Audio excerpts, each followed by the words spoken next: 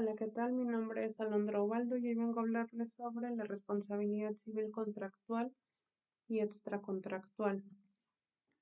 Empecemos con la responsabilidad contractual. Esta surge de un acuerdo legal previo entre las partes involucradas. Es aquella que se origina del incumplimiento o cumplimiento defectuoso de las obligaciones establecidas en un contrato. En este contexto, el deudor tiene la obligación de cumplir con las prestaciones pactadas y en caso de no hacerlo, se genera la obligación de reparar el daño causado al acreedor. El incumplimiento de un contrato se produce cuando una de las partes no cumple con sus obligaciones contractuales, ya sea total o parcialmente.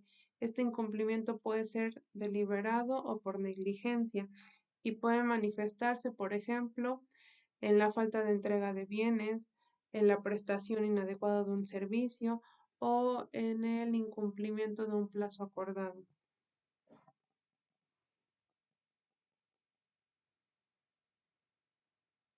Ok. mm, Dentro de sus características, la responsabilidad contractual se distingue por la existencia previa de una relación jurídica entre las partes que se formalice mediante un acuerdo válido.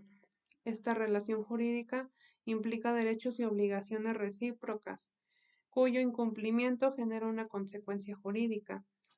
Otra característica es que la obligación de reparación nace directamente del contrato y no de un daño independiente o externo. Esto significa que la responsabilidad contractual suele estar sujeta a lo pactado por las partes mediante cláusulas en el contrato. Incumplimiento de contratos y consecuencias legales. El incumplimiento de contrato se refiere a la falta de cumplimiento de obligaciones establecidas en un contrato por una de las partes involucradas. Este incumplimiento puede manifestarse de diversas formas, tales como en la falta de entrega de bienes o servicios, el cumplimiento tardío o defectuoso o la ejecución de actos contrarios a lo establecido en el acuerdo. Las consecuencias legales del incumplimiento de un contrato dependen de la naturaleza y gravedad del mismo. Entre las principales repercusiones se encuentran la ejecución forzada, que es cuando el acreedor exige el cumplimiento estricto de las obligaciones tal y como fueron pactadas en el contrato. Rescisión del contrato. En casos de incumplimiento grave, la parte perjudicada puede solicitar la terminación del contrato. La rescisión permite a la parte cumplidora liberarse de sus obligaciones y puede dar lugar a una indemnización por daños y perjuicios. Después encontramos la indemnización por daños y perjuicios. Aquí, cuando el incumplimiento genera un daño a la otra parte, ésta puede reclamar una compensación económica que cubra tanto el daño emergente como el lucro cesante. Por último, están los intereses moratorios.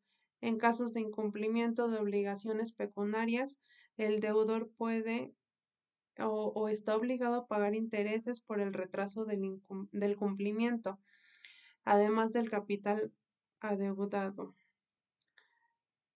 Después nos pasamos con los daños y perjuicios en el ámbito contractual. Se refieren a la compensación económica que debe realizar la parte afectada por el incumplimiento de un contrato. Este concepto abarca tanto el daño emergente como el lucro cesante. El objetivo de la indemnización por daños y perjuicios es restaurar la situación del acreedor, colocándolo en la posición en la que estaría si el contrato se hubiera cumplido. Para que proceda esta indemnización es necesario que el daño sea cierto, sea evaluable económicamente y que exista un nexo causal directo entre el incumplimiento y el perjuicio sufrido.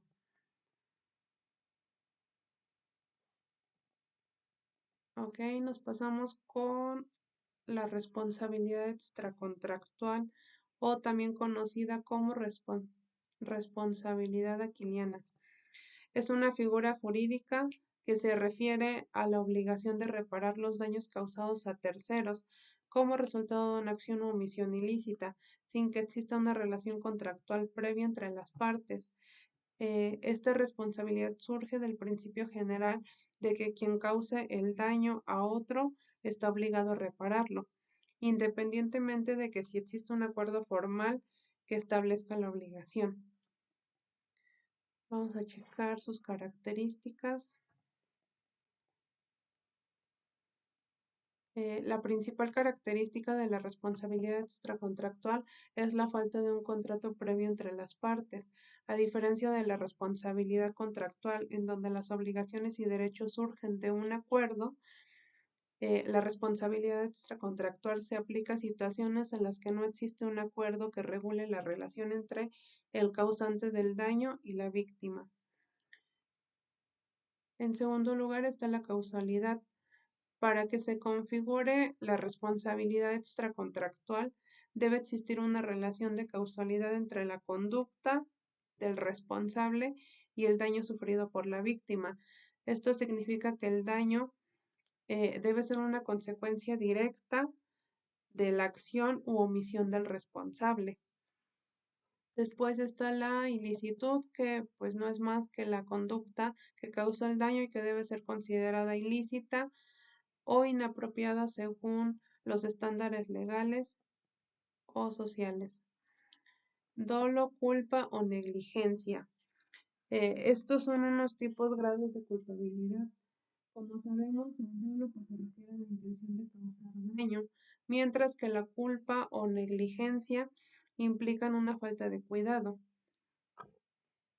El daño, aquí en el daño, este puede ser patrimonial, como pérdidas económicas o materiales, o bien extrapatrimoniales, como sufrimiento psicológico o daño a la reputación.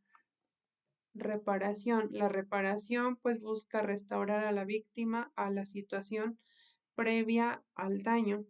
Y por último está el principio de equidad, que este implica evaluar la proporcionalidad entre el daño causado y la indemnización ofrecida. Culpa y negligencia. Ok. La culpa se refiere a la falta de cuidado o negligencia o diligencia, perdón, que una persona responsable habría ejercido en una situación determinada. En el ámbito jurídico, la culpa se utiliza para determinar la atribución de responsabilidad cuando una persona causa un daño a otra sin la existencia de un vínculo contractual que regule la conducta. La culpa puede manifestarse de diversas formas, incluyendo la negligencia, la imprudencia y el dolo. La negligencia es cuando una persona omite las precauciones necesarias que podrían haber evitado el daño. La imprudencia son las acciones que se realizan sin la debida atención o cuidado, y el dolo pues es la intención de hacer el daño.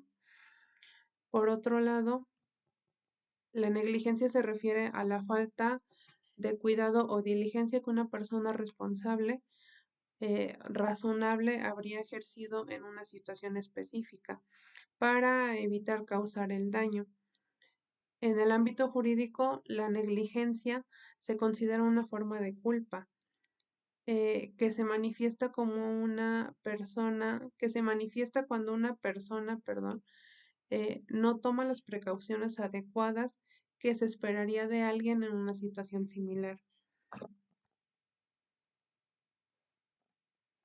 Daños causados a terceros y su reparación.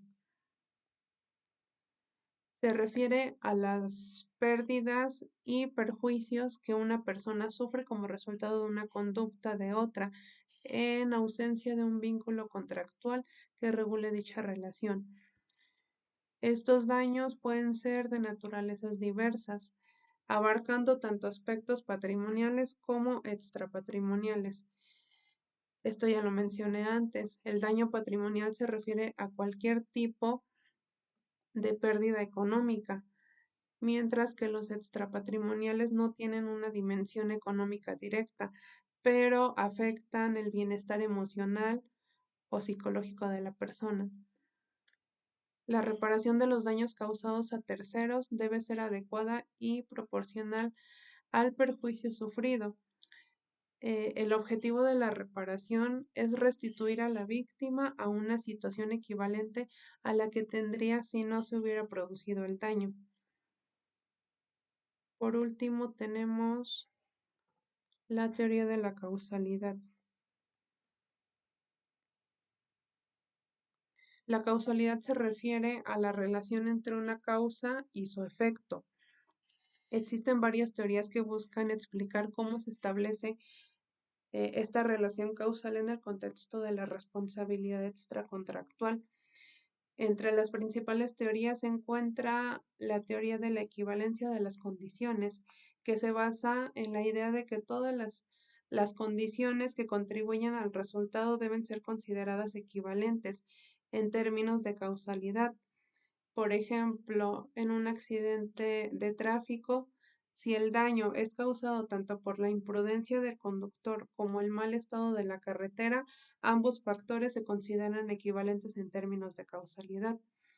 Por otro lado, encontramos la teoría de la causalidad adecuada.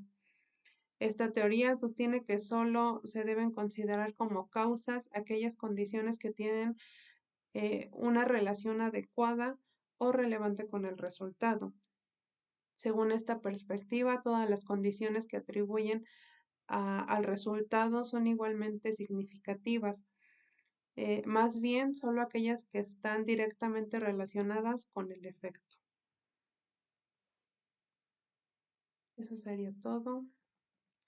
Gracias.